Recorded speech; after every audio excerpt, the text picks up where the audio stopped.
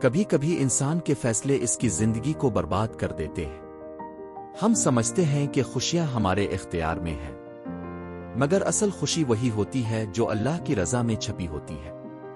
یہ کہانی ایک ایسے شخص کی ہے جس نے اپنی قسمت خود اپنے ہاتھوں سے توڑی، اور آخرکار اسی سے سیکھا کہ بیٹیاں بوجھ نہیں، رحمت ہوتی ہے۔ عمران اور اس کی بیوی ثانیہ ایک پرانے دیہاتی گھر میں رہتے تھے۔ زندگی سادہ مگر پرسکون تھی۔ شادی کے کئی سال گزر گئے مگر اولاد نصیب نہ ہوئی۔ ثانیہ ہر روز اللہ سے دعا کرتی، اے رب، ہمیں اپنی رحمت سے نواز دے۔ وقت گزرتا گیا۔ آخر 7 برس بعد اللہ نے ان پر کرم کیا اور ایک بیٹی عطا کی۔ ثانیہ خوشی سے رو پڑی مگر عمران کے دل میں خوشی کے بجائے غم تھا۔ اس نے بیٹی کو بوجھ سمجھا۔ ثانیہ سمجھاتی رہی، اللہ نے دیا ہے شکر کرو، مگر عمران کا دل سخت ہو گیا۔ پھر ایک کے بعد ایک 2 اور بیٹیاں پیدا ہوئیں۔ اب عمران کا رویہ اور بھی تلخ ہو گیا۔ آخرکار اس نے ثانیہ کو طلاق دے دی۔ ثانیہ پر قیامت ٹوٹ پڑی۔ 3 ننھی بچیوں کے ساتھ ایک جھونپڑی میں جا بسی۔ غربت، بھوک اور تنہائی اس کی قسمت بن گئی، مگر اس نے صبر کا دامن نہیں چھوڑا۔ ادھر عمران نے دوسری شادی کر لی۔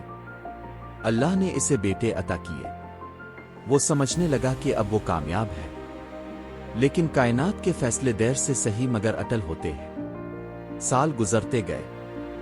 عمران کے بیٹے جوان ہوئے، اس کے گھر میں خوشیاں لوٹ آئیں، مگر ثانیہ اب بھی جھونپڑی میں اپنی بیٹیوں کے ساتھ صبر و شکر سے زندگی گزار رہی تھی۔ لوگ تانے دیتے، اگر وہ اچھی عورت ہوتی تو آج یوں نہ رہتی۔ ثانیہ خاموشی سے آنسو پونچھ لیتی۔ وہ جانتی تھی اللہ کی آزمائش میں حکمت چھپی ہے۔ پھر اللہ کا کرم ہوا۔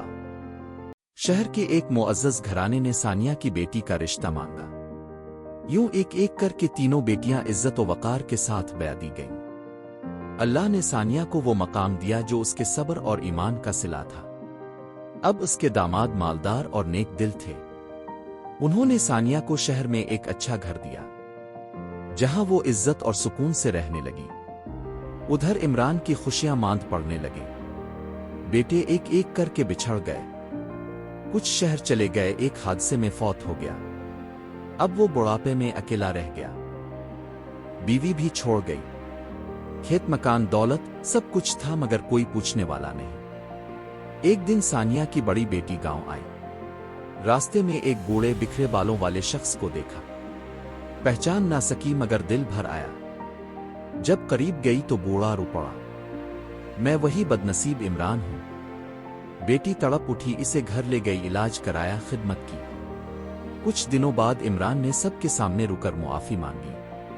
ثانیہ، میں نے تم پر ظلم کیا، جن بیٹیوں کو بوجھ سمجھا آج وہی میرا سہارا ہے، جن بیٹوں پر ناز کیا وہی چھوڑ گئے۔